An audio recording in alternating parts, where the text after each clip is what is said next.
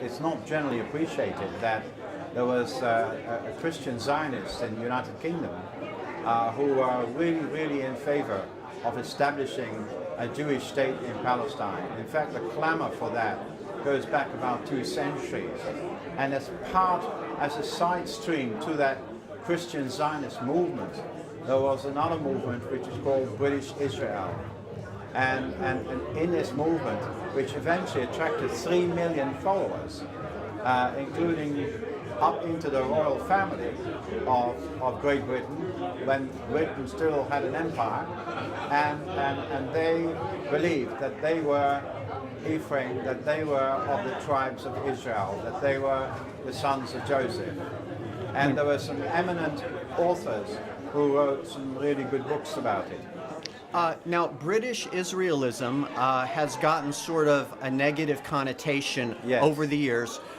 Why do you think that happened? Well, it happened really, I think, that there was a book by a certain author which titled The 13th Tribe. And he talked about Ashkenaz, which was an empire of the Kazakh Empire. And his thesis was that these Kazakhs were not Jews, and his motivation, I understand, was probably to protect the Jews, because these Kazakhs were seen as Jews by those who persecuted the Jews, especially in the Russian territories. So he believed that the Kazakhs were actually the genesis of the Ashkenazis, and not the Jews as we know them today. Actually, he was saying they are not Jews. Okay. And that the Ashkenazi did not descend from the Jews. No, okay. No, he didn't say that. He said the Kazakhs, the people who come from Kazakhstan, the Khazar people were not Jews. They were the 13th tribe of Israel. They were not Jews. So they were Israelite, but not Jews. Okay, and therefore there's no reason to persecute them for being Jews. No reason to persecute them for being Jews. So that, I believe, was his motivation. The effect of his book was that it was taken out by British Israel as proof that the Jews were imposters, counterfeits, etc. And they tarred all Ashkenazi Jews with that brush. I see. And so it became an issue of race, and this racist doctrine entered and poisoned the British Israel movement. Okay. But your point is, despite the wrong that was done in the midst of the British Israel movement, that there is a vein of truth, a gold vein of truth. Is that right? Yeah, absolutely. And in fact, some beautiful material and some wonderful research was done by great scholars, well documented, etc. And they laid the foundation that once this poison came in, everything was affected by the poison.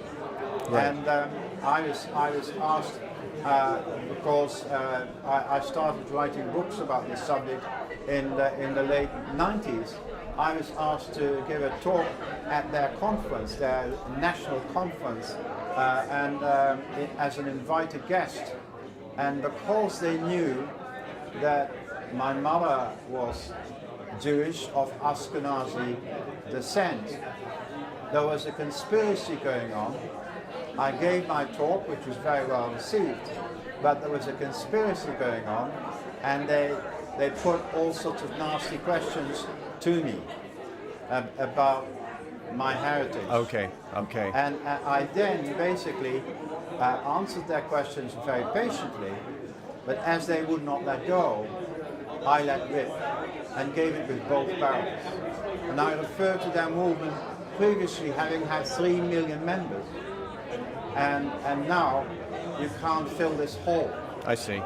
I said the pillar of fire and the pillar of cloud was once upon your organization, and your organization was blessed whilst you held on to the truth.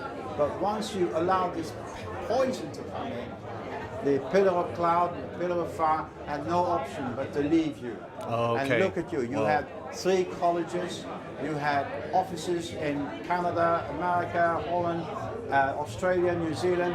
Look at you now. You have shrunk to almost nothing. Wow. And unless you change your doctrines and throw this poison out and repent as an organization, there is no future and there's no hope for you. They didn't like it, but they got it anyway. Wow.